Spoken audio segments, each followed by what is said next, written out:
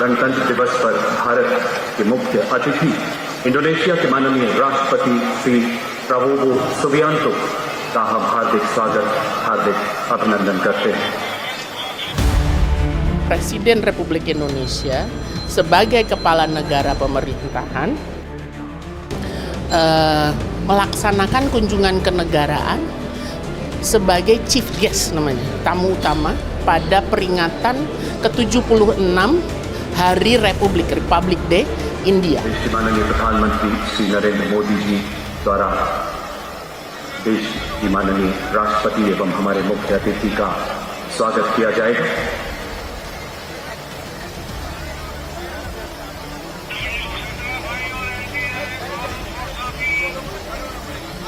The nation extends a very warm welcome to His Excellency Mr. Prabowo Subianto, the President of the Republic of Indonesia. Jadi penghormatannya itu betul-betul sebagai figur yang diterima sebagai yang tertinggi di suatu negara. Bentuknya apa? Yaitu misalnya dari Istana Kepresidenan nanti akan naik kereta kuda. Nanti ada seremoninya yang sangat amat menarik di saat Hari Republik itu.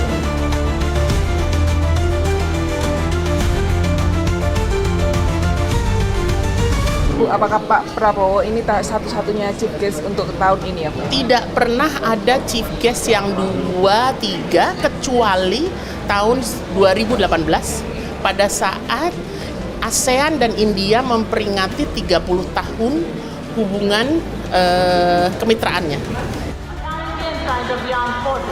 The helicopter from 139 helicopter unit proudly flying with the unit's motto, Shaurya Sarva Dharmanam Dharma, which implies valor is the essence of all virtues. Marching proudly onto the grand stage of this parade, ladies and gentlemen, let us welcome Gendarang Suling Changka Lokananta, a 190-member ensemble band from the Indonesian Military Academy, embodying discipline and military tradition. The unique blend of military music reflecting the spirit and honor of the Academy. The name Changka Lokananta, ladies and gentlemen, carries a profound meaning. Changka originates from Sanskrit, meaning trumpet, while Lokananta means heavenly sound. The band comprises of several musical instruments, including snare drums, tenor drums, bass drums, trombones, trumpets, flutes, and metallophones for that distinct metallic sound, creating a melody that echoes Indonesia's rich heritage. Luar biasa, Presiden kita Bapak Prabowo Subianto menjadi satu-satunya tamu kehormatan pada peringatan ke-76 Hari Republik India. Presiden kita Bapak Prabowo Subianto menjadi satu-satunya tamu yang paling ditunggu oleh jutaan rakyat India. Bagaimana tidak, 26 Januari adalah hari kebesaran bagi India, sedangkan pemerintah India tentunya memiliki banyak pertimbangan sendiri untuk menentukan tamu utama pada hajatan terbesarnya itu. Dan sambutan khusus yang diberikan kepada Presiden Prabowo adalah penghormatan sebagai kepala negara yang betul-betul figur yang diterima sebagai yang tertinggi di suatu negara. Kehadiran Presiden RI Prabowo Subianto sebagai tamu utama di Hari Republik India 2025 menandai tonggak penting dalam peringatan 75 tahun hubungan diplomatik antara India dan Indonesia.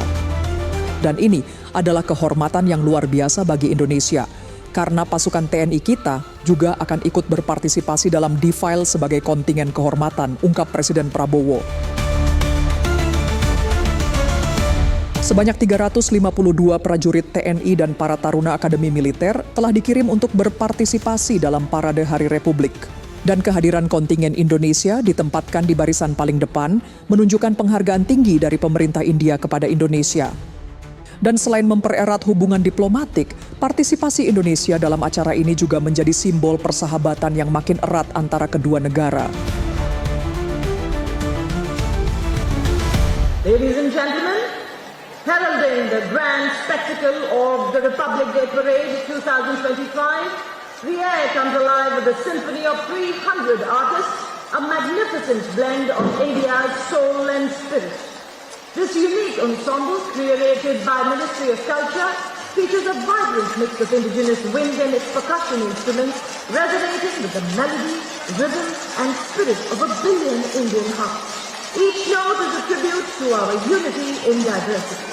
पावन सैन्य कर्मियों से बना TNI भिन्निका तुंग कल्पिता यानी विविधता में एकता की भावना की परिचायक भारत और इंडोनेशिया के पौराणिक काल से चले आ रहे अटूट बंधन साझी संस्कृति और परंपरा का प्रतीक यह मासिक दस्ता रामायण की गाथाएं जहां आपसी प्रेम और सद्भाव का सेतु बनाती हैं भारत और इंडोनेशिया दो महान सभ्यताओं का संगम से हिंद महासागर में जोड़ रखा है और पौराणिक संस्कृतियों से आस्था से खींचा सदियों पुराना रिश्ता आज एक नया अध्याय जोड़ता हुआ अपने राष्ट्रीय चिन्ह गर्व से जो रामायण की कहानियों से ऐतिहासिक व्यापारिक संबंधों पर हमारी विशेषता यही जड़ों से होती परंपरा और विश्वास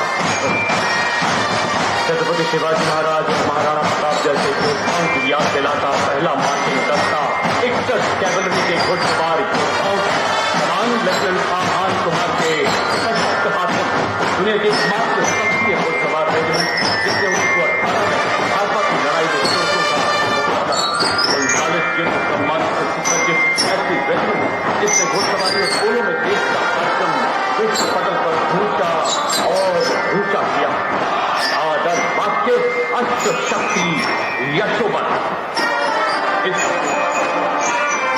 रेजिमेंट ने पूरी दुनिया में एक गौरवशाली स्थान हासिल किया है एक सर्वोत्तम जीवन रक्षा पदक 12 अर्जुन पुरस्कार 6 विशिष्ट सेवा पदक 56 सेनाध्यक्ष प्रशस्ति पत्र के साथ साथ कई अन्य पुरस्कारों से सम्मानित